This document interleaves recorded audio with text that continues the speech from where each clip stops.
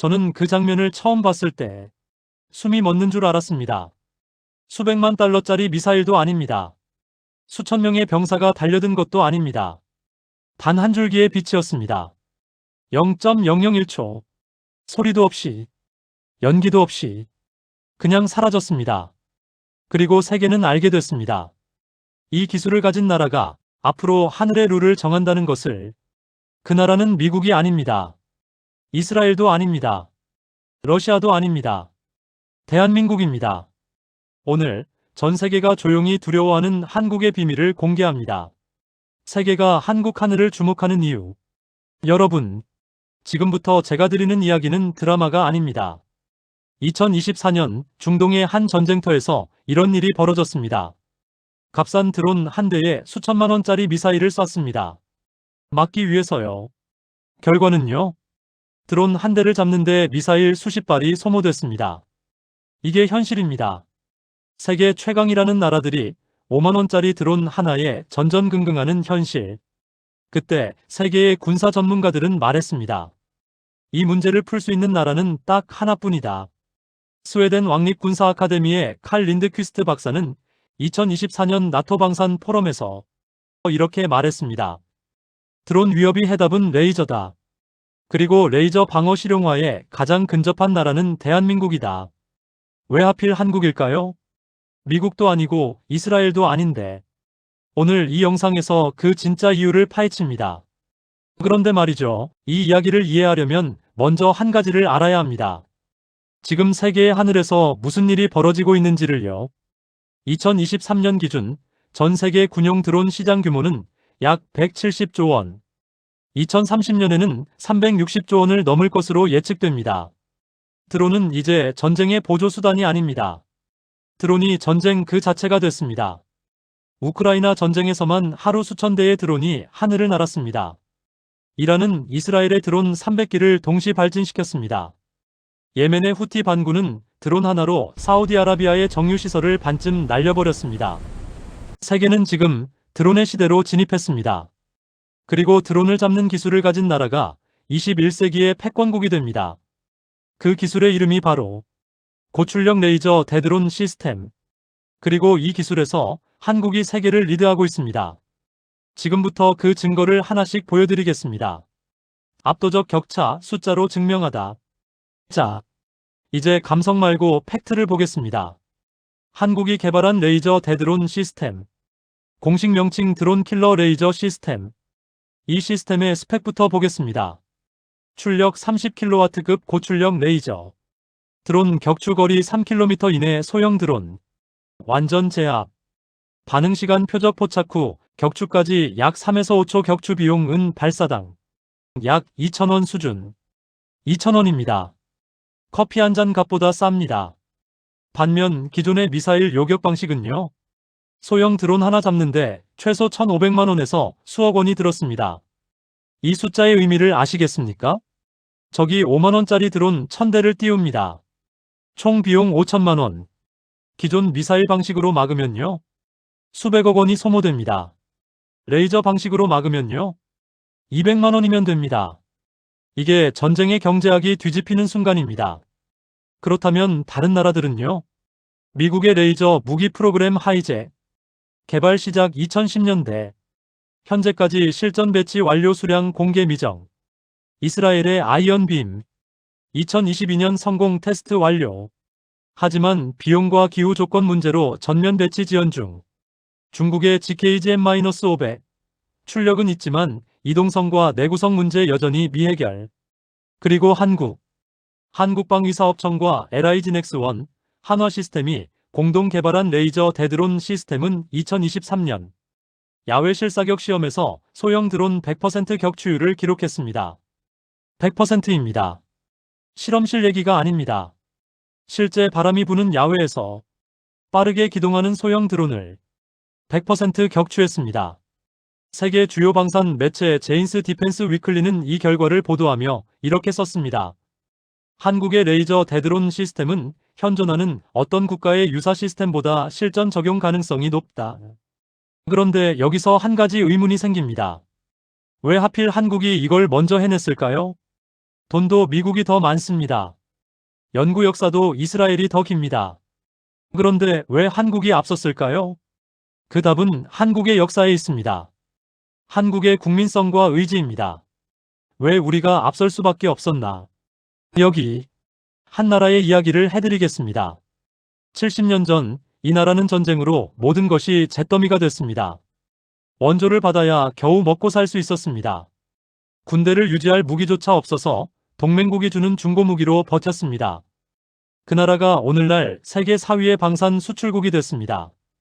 이건 기적이 아닙니다. 절박함이 만들어낸 필연입니다. 한국은 항상 위협 앞에 있었습니다.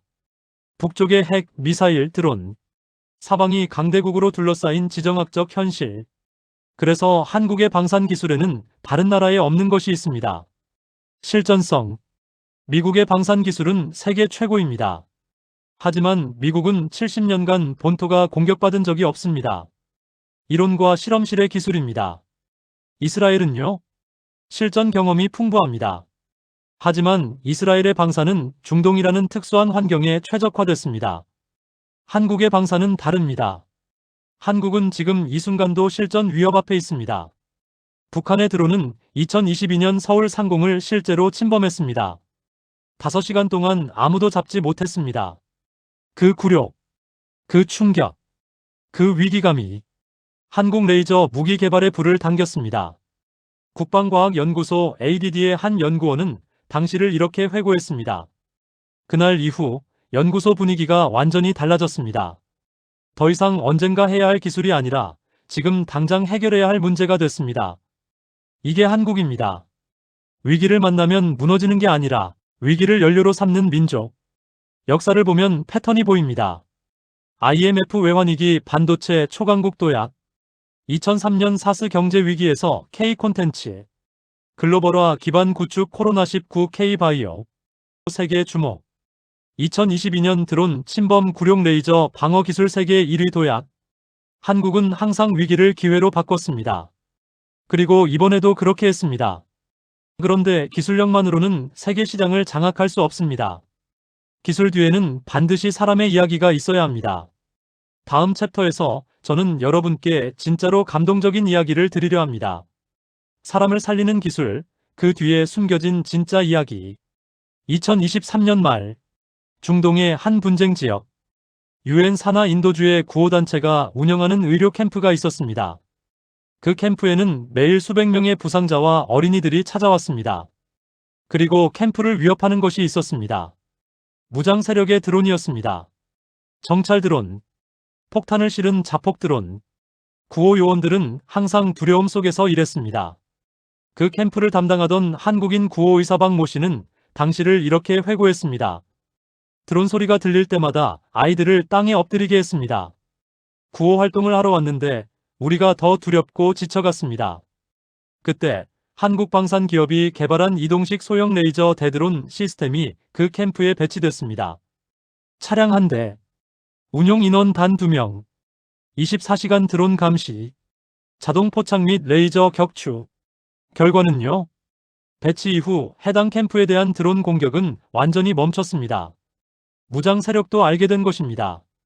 이 기술 앞에서는 드론이 무용지물이라는 걸. 그 캠프의 구호의사 박 씨는 나중에 한국방산 관계자에게 직접 연락을 했습니다. 당신들의 기술 덕분에 아이들이 더 이상 땅에 엎드리지 않아도 됩니다. 감사합니다. 저는 이 이야기를 처음 들었을 때 한참 동안 말이 나오지 않았습니다. 무기 기술입니다. 살상을 위해 개발된 기술이라고들 합니다. 하지만 이 기술은 그날 총 한 발 쏘지 않고 피 한 방울 흘리지 않고 사람을 살렸습니다. 이게 한국방산이 세계에서 신뢰를 얻는 이유입니다. K방산은 단순한 무기 장사가 아닙니다. 책임감 있는 기술의 수출입니다. 폴란드가 한국 무기를 선택한 이유, 호주가 한국방산 협력을 요청한 이유, UAE가 한국과 손을 잡은 이유, 모두 같습니다. 한국은 기술을 팔되 신뢰를 함께 팝니다. 2023년 한국 방산 수출 규모 약 170억 달러, 약 23조 원. 전년 대비 2배 이상 성장. 세계 방산 수출 4위. 그리고 이 숫자의 중심에 레이저 대드론 시스템이 있습니다. 우리는 더 이상 기술을 수입하는 나라가 아닙니다. 우리가 기술을 수출하는 나라가 됐습니다. 한국이 하늘의 룰을 정하는 날. 자, 마지막입니다. 지금까지 현재를 봤습니다. 이제 미래를 보겠습니다. 한국국방과학연구소는 2027년까지 출력 100kW급 레이저 시스템 개발을 목표로 하고 있습니다. 100kW. 이 수준이 되면 소형 드론은 물론이고 순항미사일도 격추할 수 있습니다. 그리고 2030년 한국은 전국 주요 거점에 레이저 방어망을 구축한 세계 최초의 국가가 되는 것을 목표로 합니다. 여기서 저는 한 가지를 묻고 싶습니다. 우리는 이 이야기를 어떻게 받아들여야 할까요? 자랑스러움? 물론입니다. 하지만 그것만으로는 충분하지 않습니다. 기술 강국이 된다는 것은 책임 강국이 된다는 의미이기도 합니다. 한국의 레이저 기술이 세계로 퍼져나갈 때 그것이 분쟁을 억제하는 방패가 되어야지 새로운 갈등의 불씨가 되어서는 안 됩니다. 한국은 그 균형을 맞출 수 있는 나라입니다. 전쟁의 피해자였기에 평화의 가치를 누구보다 압니다. 기술의 힘을 알기에 그 힘의 위험도 압니다. 70년 전 우리는 폐허 위에 서 있었습니다. 그리고 오늘 우리는 세계의 하늘을 지키는 기술을 만들었습니다. 이것이 대한민국입니다. 그리고 이 이야기는 아직 끝나지 않았습니다. 여러분이 바로 이 이야기의 다음 챕터를 살아가고 있습니다. 자랑스럽지 않습니까? 저는 자랑스럽습니다. 이 영상이 여러분의 마음에 작은 불꽃 하나를 남겼다면 구독과 좋아요 한 번씩 눌러주세요. 그리고 댓글로 알려주세요. 한국 기술 중 가장 자랑스러운 것이 무엇인가요? 다음 영상에서 여러분의 이야기를 담겠습니다. 감사합니다.